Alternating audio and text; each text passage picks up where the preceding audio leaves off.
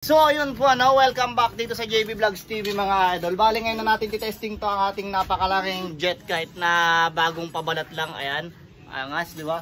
So ito yung dati kong jet kite. Ang ginawa ko lang, pinag-transform lang natin dahil lumang-luma na yung kanyang plastic. So salamat ulit kay Boss K tsaka kay Joshua Pale sa napakagandang plastic na inyong pinadala sa akin. So yun, punta na kami ng Paliparan mga idol para makita na natin yung lipad nito. Let's go. Yun, dito na tayo mga idol.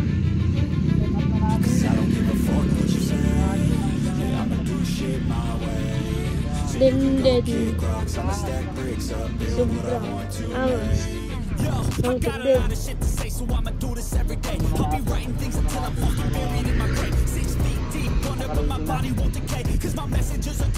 Bale dito tayo sa Paliparan na malapit sa aming barangay hall mga idol. Sa aming barangay ng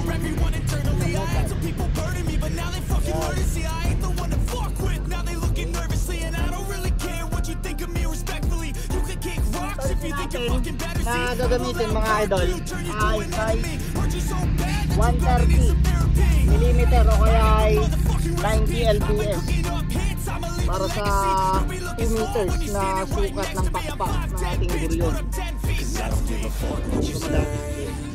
And then motor. So you can go kick rocks, I'ma stack bricks up, build what I want to make. Cause I don't give a fuck what you say, I'ma do shit my way. So you can go kick rocks, I'ma stack bricks up, build what I want to make. Yeah, I'ma do it my way. Ingatan mo lang may gagastos para Hindi mo tanggal. Buti na lang mga baka mo muna parisukat. Buti na lang may mangga pa tayo guys. Mangga natin. Mangga natin guys.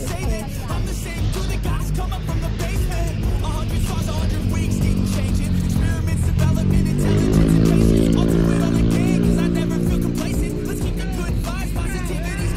Uban! Taka lang doon!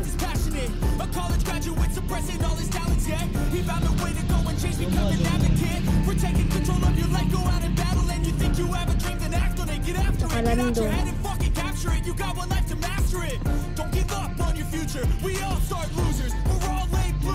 Nalayuan niya na yung kanyang talang mga idol para isang agis lang. Bali, di pa ito natitimpla. So kung may killing sa mamaya, syempre ayusin natin. Pero kapag wala, kaya na natin ang salulusan natin ang anong tas-tas. Makita natin yung talagang lipad. Oh! Oh!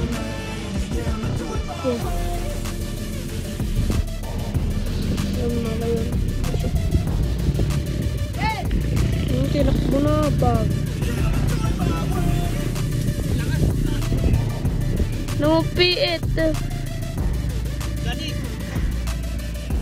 May kwan kileng. Wala siyang killing. Wala. Sabi natin lulusan. Grabe, lakas ng hangin sa taas. Ganit nyo. Yung hatak. Wala siyang killing. Wala siyang adjust. Grabe, ang ganda ng kulay. Kulay. Tingin. Ito na siya mga idol. Tinakbo ni Koy, tinakbo. Angas oh. Malakas ang ano niya, kilo niya. Hindi, tapon. Okay. Bigsa. Yan. So ito yung lipad niya mga idol. Angas oh. Sobrang ganit. As in. Sobrang lakas ng hangin sa taas, pambagyuhan. Angas oh. Wala siyang adjust mga idol. Pero may konti siyang killing ng kaunti dito sa kaliwa. Pero kaunting-kaunti lang. Konting adjust lang yan. Yan. Tsaka normal lang naman magkakiling yung mga guryon mga idol. Minsan pero kung talagang sobrang expert ka, kasi hindi naman ako sobrang expert. Kapag sobrang expert ka, kaya mo nang gumawa ng mga walang adjust. Pero sa akin nakakagawa rin ako ng mga walang kiling. Isang talang lang, tuwid agad yung lipad. May batama.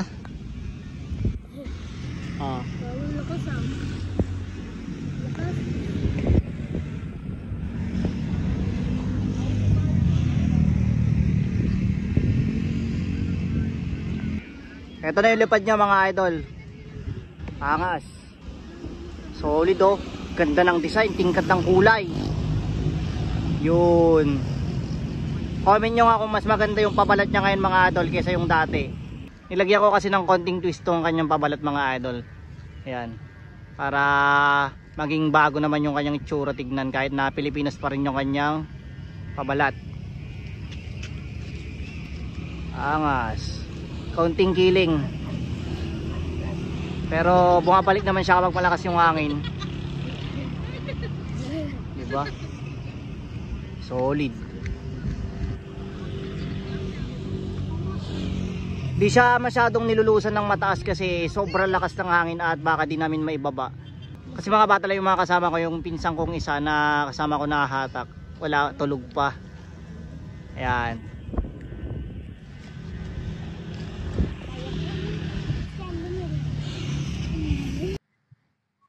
Ayan na nga, di ba? Chillax na tayo dito pero nangangawit na ako sa kakahawak dahil sobrang ganit niya mga idol.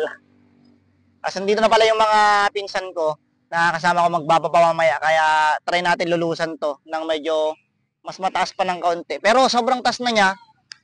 Siguro kaunti na lang yung lululus natin dito para hindi tayo masyado mahirapan mamaya pag magbababa. Grabe, sobrang ganit. Mahirap pala. Saka na pala. Huwag na natin lulusan. Sobrang ganit niya. Etong jet kite natin mga idol, ang kanyang lipad, kapag lumakas yung hangin, tinatamaan siya ng malakas na hangin, tumutuwid. Pero kapag yung hangin, banayad o kaya sakto lang, medyo tumatagilid siya ng kaunti sa kaliwa. Pero okay lang yan. Ang importante, kaya niya yung malakas na hangin at di siya umiikot o kaya sumisirok. Shoutout sa aking kasama. Yan, mga nakahubad pa talaga pumunta dito eh. Diba? Kala mo mga maangas. Oh, di ba? Kita niya yan? Puro naman bilbil. Naisipol yung tansi niya.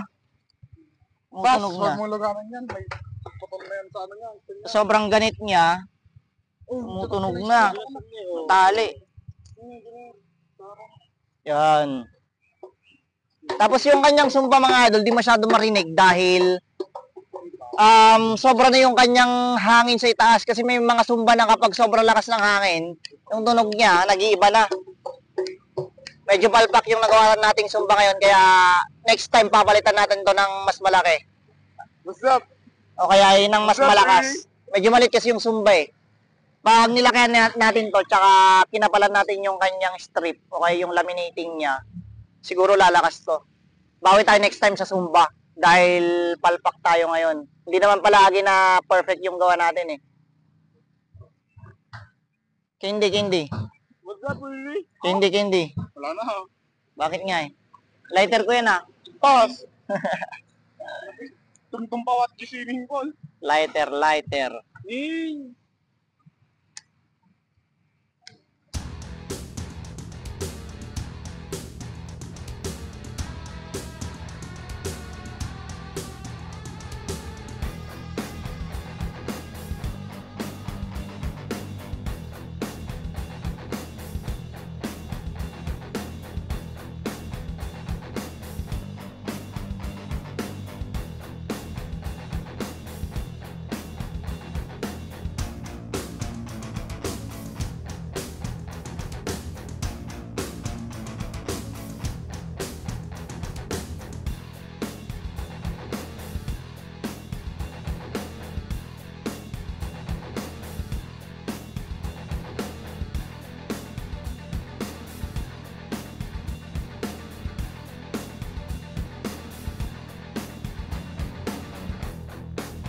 Ito.